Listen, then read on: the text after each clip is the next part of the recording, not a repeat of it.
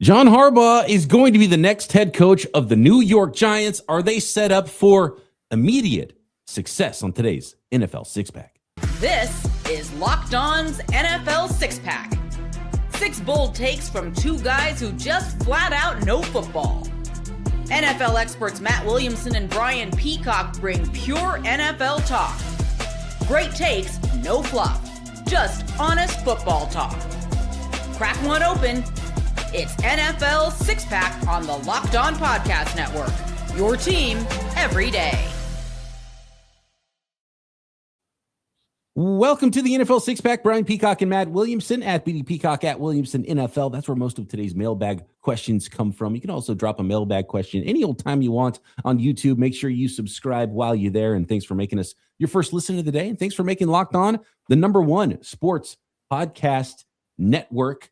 Today's episode of NFL Six Pack is brought to you by our friends at Prize Picks. Download the Prize Picks app today. Use code LOCKEDONNFL to get $50 in lineups after you play your first $5 lineup. And let's get into it, because the big story of the day is the New York Giants hammering out the details of a big-time contract, private jets being flown about the Baltimore and New York area, with John Harbaugh becoming the next head coach of the New York Giants. And they went hard after Harbaugh. I don't know if John Harbaugh was using some other teams like the Titans as leverage, but he is not going to go to those job interviews because he's going to be the next head coach of the New York Giants, according to all reports. And in fact, we actually have some reports about who his staff might be. And if I'm reading this correct, Todd Monken looks like he's coming over to be his offensive coordinator. He didn't want to fire him in Baltimore, and so much so that he's going to make him his first hire as head coach of the New York Giants. So the New York Giants have their new head coach that they hope stabilizes things for a very long time there with the Giants. Yeah, I like it a lot. I think people know I'm not the biggest Jackson Dart fan in the world, but I'm also not blind to the fact that he might be the answer, and he is talented. Then there's something there to work with. And obviously the Monken development of Lamar, I think bodes well for Dart, especially as a runner first and then go from there as a passer as you develop as the finer points of quarterbacking. And frankly, I think it's a pretty good job. I mean, Neighbors and Andrew Thomas and Lawrence, and I don't really care as much about Scadaboo. Everyone throws him in there, but you know, there are some young guys to get excited about. The whole defensive front, Abdul Carter, etc. So just an underachieving team too. Yeah, right. They were on defense for how awesome their defensive front was. It does feel like a job that you could turn things around pretty quickly with the talent that you just laid out there. A star receiver, a potential up and coming young quarterback going into year 2. And if you trust your offensive coordinator, a veteran coordinator, to come in and help that quarterback with the talent they have on the defensive side of the ball, and it just feels like that's a job that you could get right quick. I want to go to Randy's question here, since this is a mailbag episode of the NFL Six Pack. And his question is basically, it's more of a statement. The Giants landing Jim Harbaugh makes them the next New England Patriots. Is this, in your mind, Matt, as quick of a turnaround? We're talking about potential 1 seed in the NFC next year, like Mike Vrabel was able to do with his second-year quarterback in the New England Patriots. I see the obvious parallels. You know, Vrabel and Harbaugh have won a ton of games. They're established coaches. They're probably both top 10 coaches, you know, the day they got fired, let alone what Vrabel did in New England, with high quality offensive coordinators. I think that's also extremely important in this equation. The Dart May parallel is there. They're both first-round picks coming off their rookie season. However, me, and anyone can differ, I would have taken the year ago version May over this version of Dart 1,000 out of 1,000 times. Yeah. Like that wasn't close to me, to be honest with you. I can see if someone wants to differ on that. We all have our opinions. And I also, not to diminish what the Patriots did, but next year, I was told the Giants play the NFC West and the AFC West. Well, that's not quite the Patriots schedule this year. A lot of schedule related. And I agree with you. It's not a parallel as far as who the quarterback is, but right. I do think there are some parallels where this team can be not as bad as they were. And oh yeah. And so competitive in the NFC East. But yeah, it's going to be a tough schedule. There's got to be some developing happening. You're gonna have to figure out who stays, who goes. What is the reason this team was underachieving? Is there some roster turnover that needs to happen? But just stabilizing presence at the top of the organization, I think, is really important, and it is a pretty good job. And I think it's obviously it's a home run hire. A lot of kind of behind the scenes stuff with the Vrabel thing too. The anonymous coaches and anonymous, we're by the way, Matt, we're getting pretty close to anonymous scout season where we're going to hear some. Oh yeah, that's right around the corner.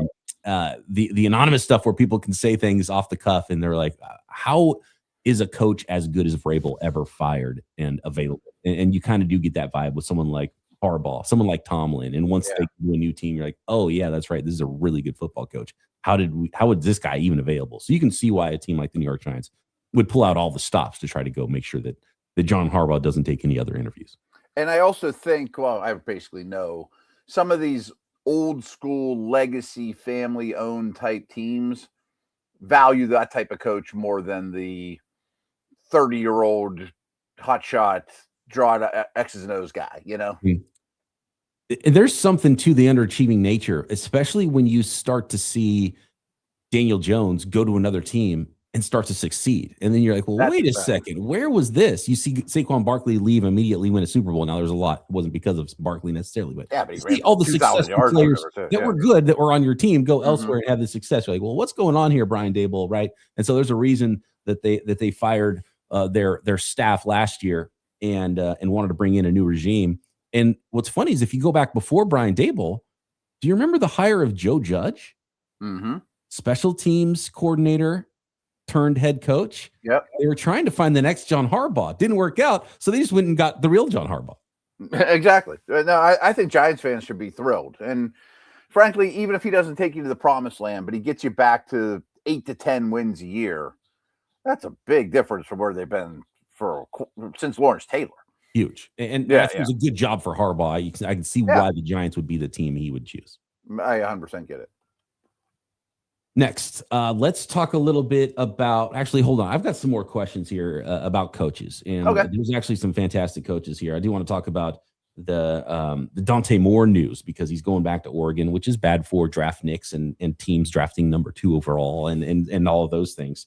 And we still haven't finished our ranking of playoff offenses either. So we got to get into that on today's program. But as far as head coaches go, Joey Bag of Donuts asked the question, why is it so hard to pick a good head coach from candidates that were coordinators? Don't they check references? It seems like so many coordinators that become head coaches fail. I have some thoughts about this, but what do you think the big reason is? I think there's a couple things, and we could talk hours and hours about it. But first off, it's a very difficult job. I mean, if you win 40% of your games, you're considered a failure, 2 years in a row or whatever. Or if you never have a losing season for 20 years, you still might be a failure. You still might be looked at like, you're not good enough. I also think the older I get, the more I think there's good organizations and bad organizations. Jets are a bad organization, and they could hire Belichick and still maybe lose. I do think there's some of that. They could hire Joe Gibbs and still maybe lose. Can I pause you right there really quick? Yeah. Because I think this is a great and they're the ones doing all the hiring every year with John Harbaugh. Right. If you have great ownership and a good quarterback, that job's probably not available for you to get anyway. Right. That guy's happy and stable and winning. Right. Yeah. And the Chiefs job isn't open. You go to bad spots and you might not have all that much of a chance because the roster is bad and you got to win quickly. You have 1 or 2 years in a lot of cases to show a lot. And if you don't have the quarterback yet, and there's a lot that's out of your hands. It's not often that a Ravens-like job becomes open, and it actually is, and that's crazy. But actually, my short answer would be, and it took me a long time to get there, it's a way different skill set. I mean, being a coordinator and drawing up plays and designing offense, I mean, I don't know anything about the business world, but the Peter principle is when people hit their head on the ceiling, and they can't do the next job, and they get stuck doing the next job, That was my response. The Peter principle. We've been doing this together for too long. I was going to use that exact term. The Peter principle, essentially, which is you get promoted until you fail, right? If the promotion ladder was endless, eventually every person would be able to get promoted until they're not skilled enough to do the job that they would finally end up getting. And you don't find that out until you get to the job. And then so the job you end with is the one you're not good at. because you keep getting promoted to that point until you're fired or whatever. And you're rated the one before. Yes. Yeah. And as head coach, that's so different. You see a lot of coordinators that end up being like, well, I don't want this other stuff. I can't even focus on the game plan anymore. I want to call plays. I don't want all this other stuff.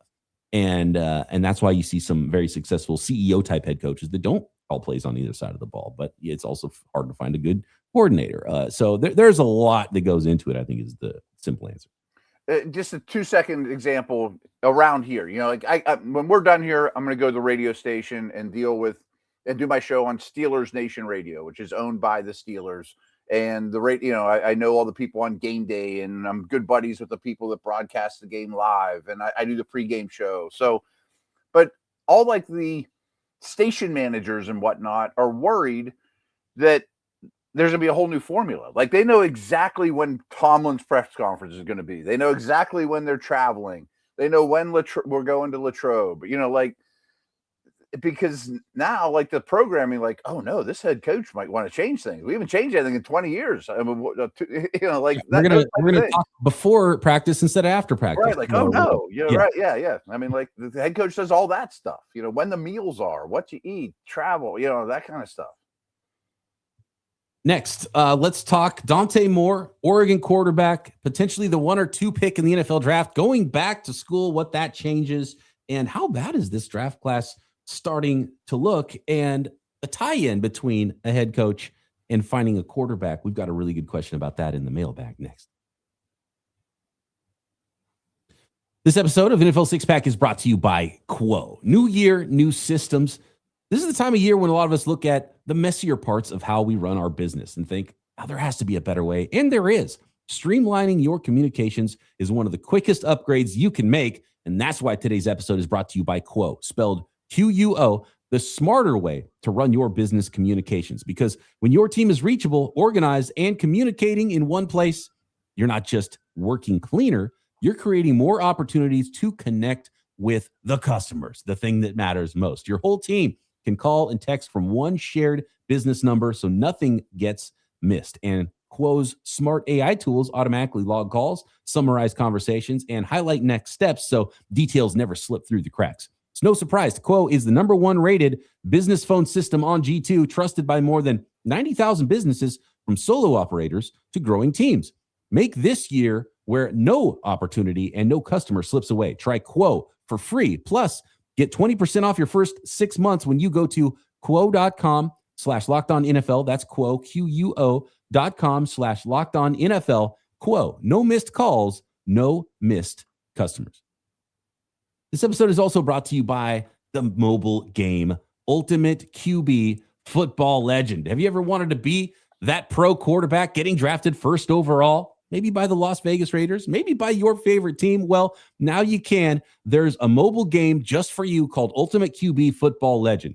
In this game, you step into the cleats of a #1 draft pick quarterback, and it's your job to lead your team to greatness, to help turn a failing franchise into a dynasty. This is the #1 quarterback career mode game on the mobile app stores, and it introduces the most realistic environment with full career control. Sign contracts, train, upgrade yourself, build chemistry, and maybe even help your GM build that roster the way you want it and lead your team to glory. Ultimate QB is totally free to play, has no ads, and works 100% offline, perfect for when you want to sneak a little game in or two on the go. Just head over to ultimate-qb.com. That's ultimate-qb.com, or search Ultimate QB on your app store. And we've got something special for our listeners. Use promo code Locked On inside the game to get a free boost at the start of your career. Ultimate QB, Football Legend, QB1, it's your legacy.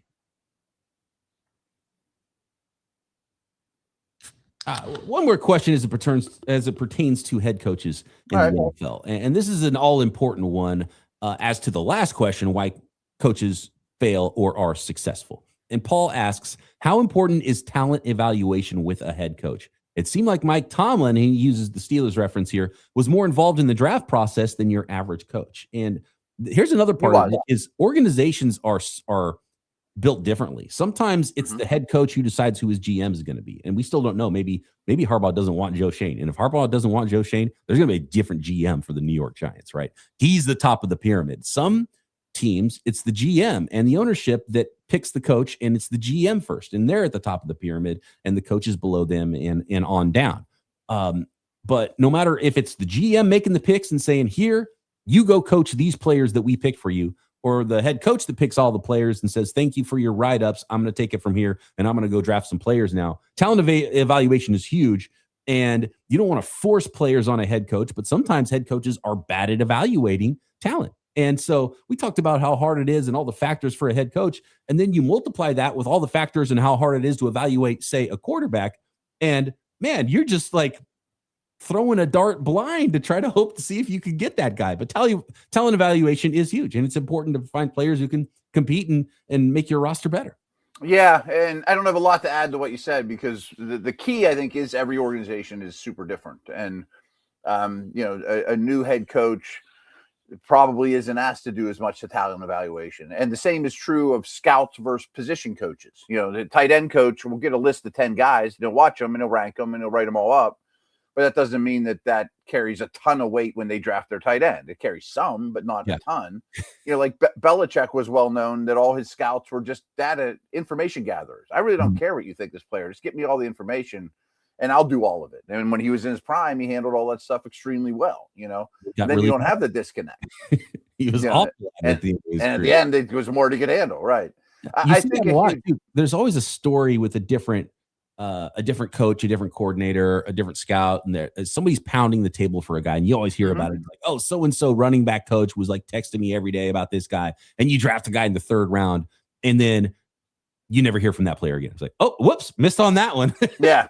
Oh, yeah. But I do think, and you mentioned this too, that a synergy between scouts and coaches is very important, or have some boss, maybe it's the owner or whoever, that is the final answer. And okay, I said my piece. We didn't get our guy, even though he goes on to Green Bay and becomes a Hall of Famer, doesn't mean that I was right and they were wrong. We're all a team here. And that's easier said than done, but especially when you're losing.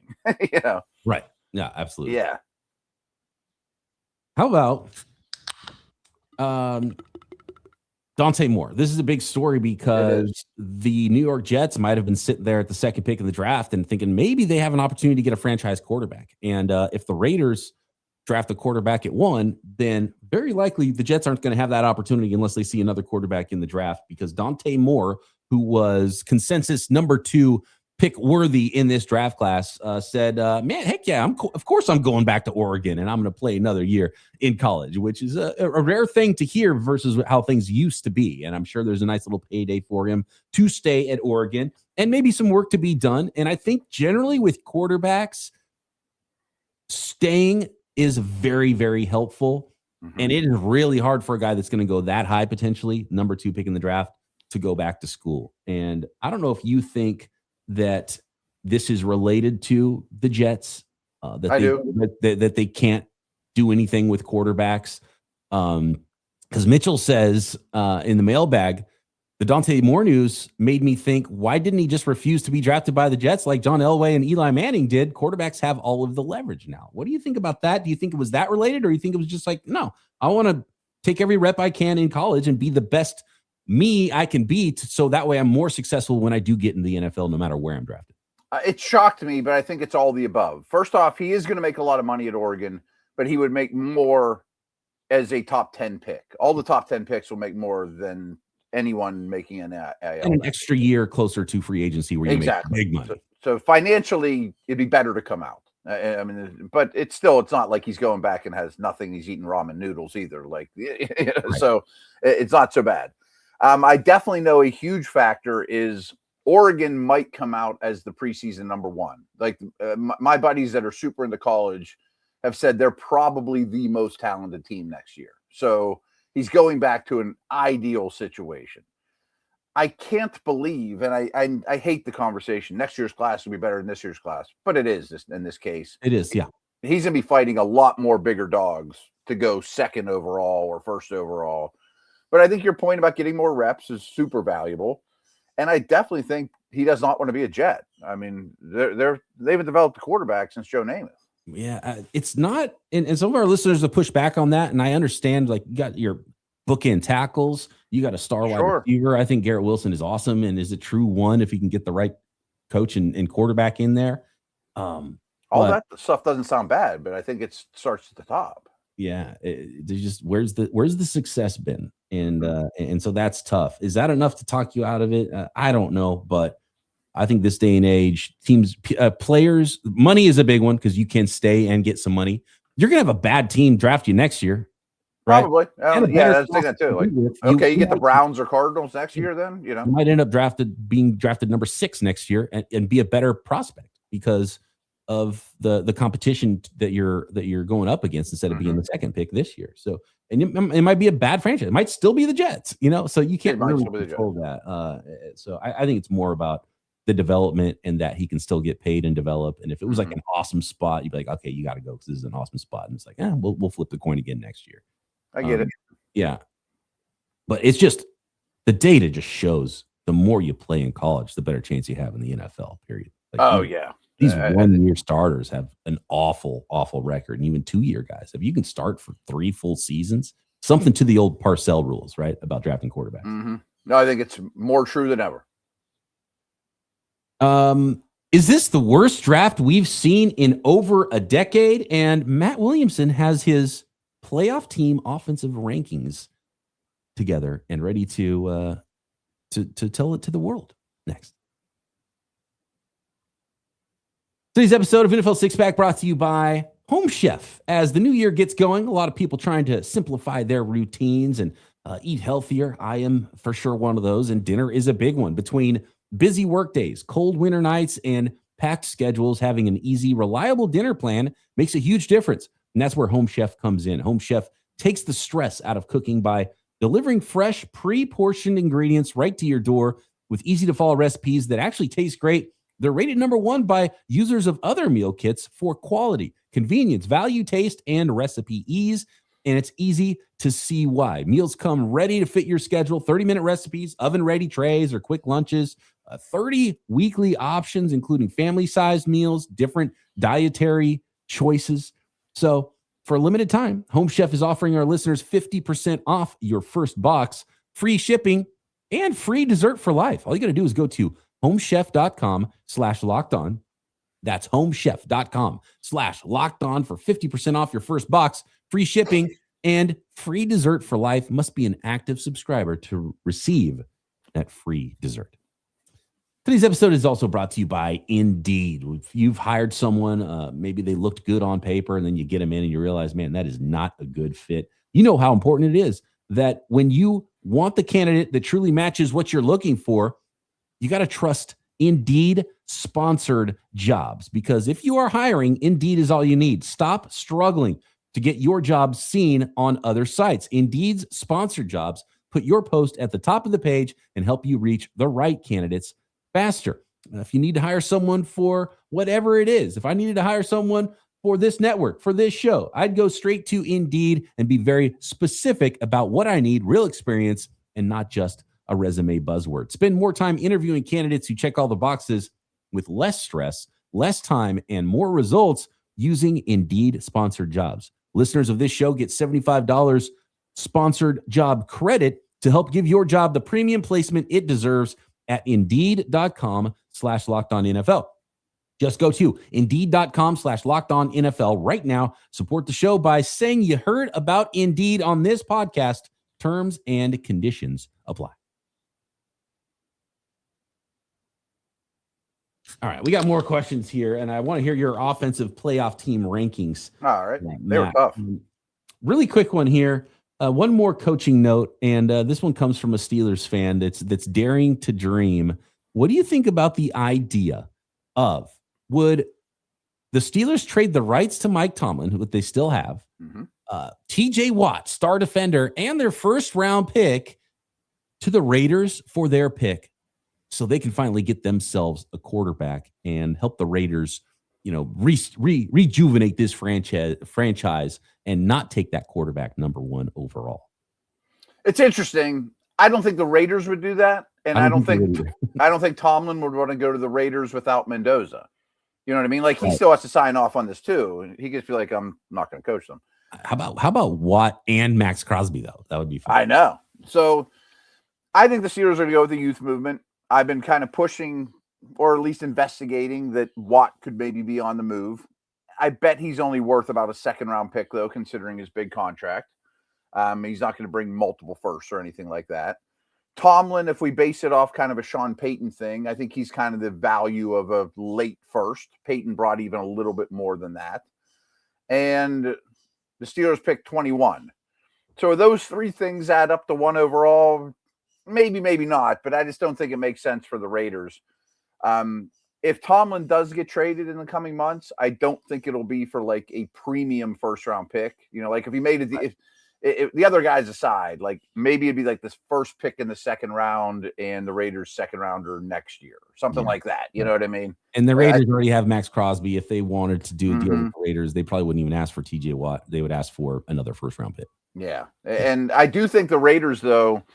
So not that I have super inside information, but I think if the Giants had not landed Harbaugh, they may have inquired about Tomlin for the exact same reasons. They want that type of guy. Like Harbaugh, right? Exact same reasons, right? Yeah, absolutely. And I think the Raiders, even though they did this with Carroll and it failed, might be the most logical team that has an opening now that would actually make an offer for Tomlin.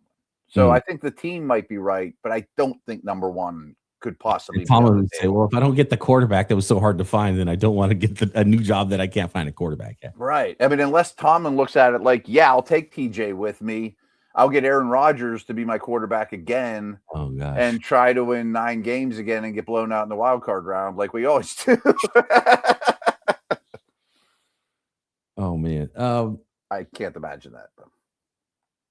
Let's rank offenses. Here we go. Let's finish it up here. We did quarterbacks yesterday. That was a little bit easier. Some close calls there.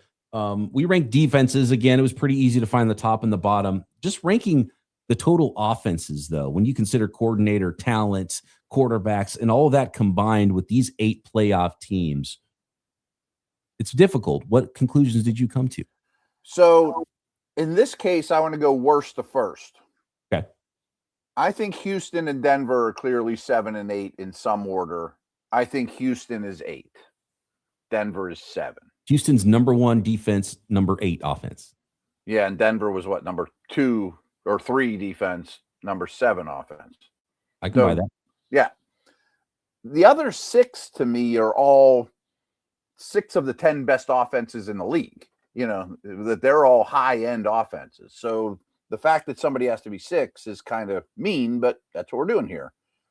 I went with Seattle at 6. Yeah. I think they've been dropping a little, and Darnold's worrying me more and more, to be honest with you. I have a stat on that. Sam Darnold this season, weeks 1 through 9, he was 3rd in the league in EPA and number 1 in yards per attempt. In weeks 10 through 18, he was 27th in the league in EPA and 12th in the league in yards per attempt. Wow, that adds up. I mean, that adds up. So I'm pretty comfortable with them at 6. New England, I put at 5.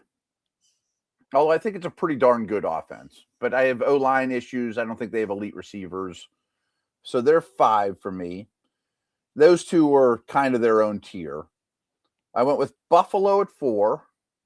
And my big worry, and we'll do this when we break down the game, I just don't see any man beaters. You know, like I'm sure Denver's going to clamp on the man coverage against those wideouts. And great as Allen is, if they're not open, they're not open, you know? Yeah. I had the Rams 1, although it's been a little slower lately. And I was torn between your Niners and Bears for 2 and 3, but I went Niners 2. Yeah, Niners and Bears are so similar because the offenses, they get there in a different way, but the offenses are doing pretty well, and the defenses are just barely hanging on. Mm-hmm. Would you, if you were as impartial as possible, would you put the Niners over the Bears or the Bears over the Niners? Well, I kind of going back to the quarterback thing we talked about. Obviously, the ceiling is there for the Bears and Caleb Williams, but I think Brock is playing better quarterback, and we just saw these 2 teams play 3 weeks ago. And it was, as you would expect, a lot of offense, not a lot of defense. And the 49ers came out on top. Yeah.